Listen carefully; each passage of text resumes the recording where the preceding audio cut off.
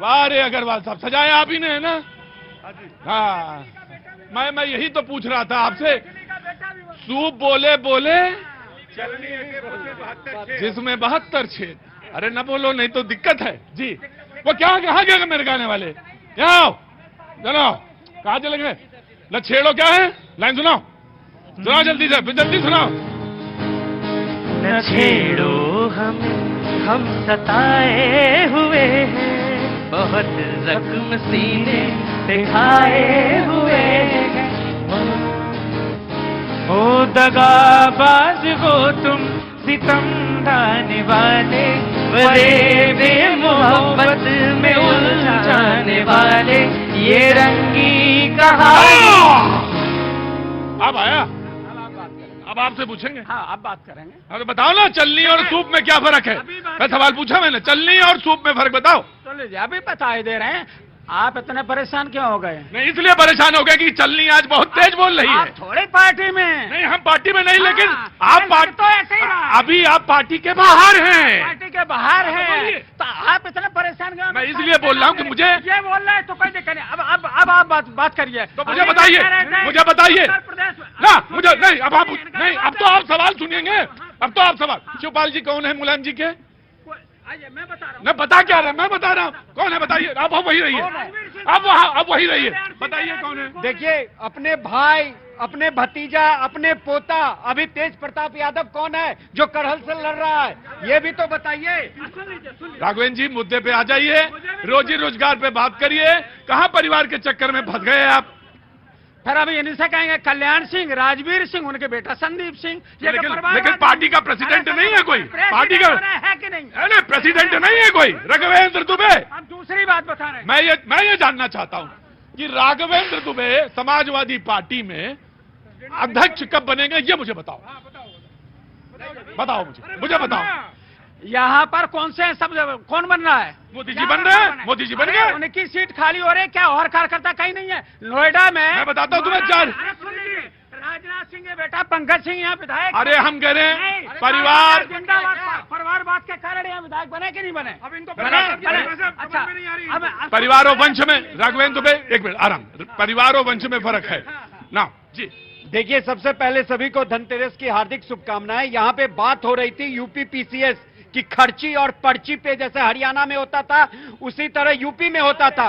अनिल यादव कौन है? यहाँ की जनता और सब जानती है कि माननीय हाई कोर्ट के कहने पे अखिलेश यादव जी ने 2015 मुद्दे पे आओ। मुझे नहीं, परिवार से नहीं मतलब, बहस इस पे नहीं थी। मुद्दे पे आओ। मुद्दे पे है कि अगर आज हमारी जो अर्थव्यवस्था है 5वें नंबर पे है, अभी हमारा फॉरेक्स रिजर्व 688 बिलियन डॉलर का हो चुका है। हम जो हैं पिछले साल 2023 का आंकड़ा है कि 77 बिलियन डॉलर का एफडीआई भारत में आया है। आप एक ऐसे गहरे जो हंगर इंडेक्स देता है उसको आप कोट करते हो। हरनाम। वर्ल्ड बैंक IMF कहता है कि भारत की अर्थव्यवस्था 7% होगी, तो आप हंसते हो भारत की अर्थव्यवस्था पे। आज हम डिफेंस का जो उत्पादन कर रहे हैं पूरे 100 देश को बेच रहे हैं। और आपके नहीं तो ऐसा करा करो, कभी कभी एक काम किया करो, शब्द से ज्यादा भारी होते हैं चित्र, तो पेपर का ले आया करो। कभी कभी पेपर लाके दिखाया करो, देखो ये जो है अब हम बनाने वाले हैं 40 बनाएंगे या 56 बनाएंगे। क्या? हाँ जी, हाँ।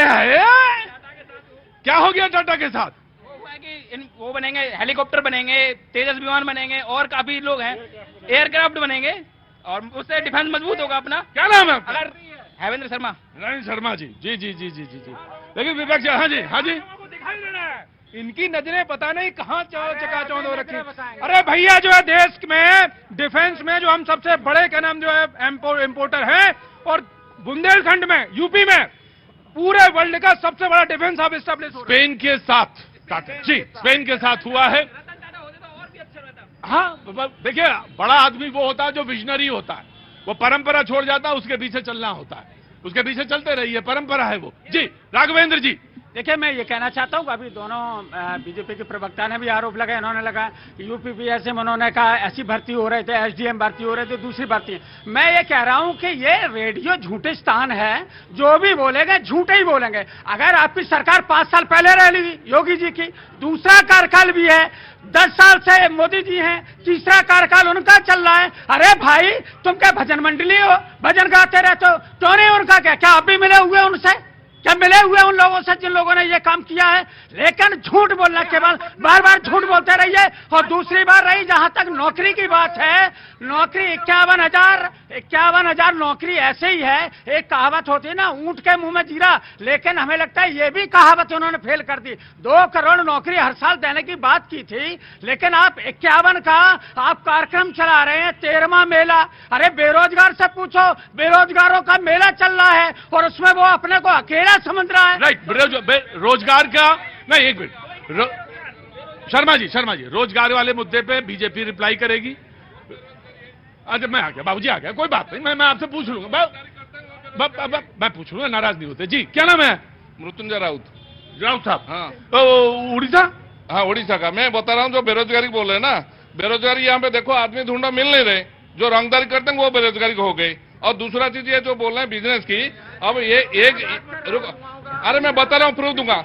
1 लाख का काम आज का तारीख में यूपी गवर्नमेंट में जाओ, आपको क्या करना पड़ेगा? ऑनलाइन जाना पड़ेगा, टेंडर भरना पड़ेगा। इससे पहले जोगी से पहले सारी पर्ची में 10 लाख करोड़ वो जो चाहते थे वही मिलता था। बिजनेस में ये फर्क हो गया। साहब, आप क्या करते हैं? मैं बिजनेस करता हूँ। बिजनेस करते हैं। मैं बिल्कुल दे दूंगा, हर नाम ने हाथ उठाया था। नौकरी के सवाल का जवाब बीजेपी देगी, एक्सपर्ट देंगे, ये उससे मुझे नहीं लेना। लेकिन मैं आपसे ये बताना चाह रहा था कि ये झूठा स्थान है।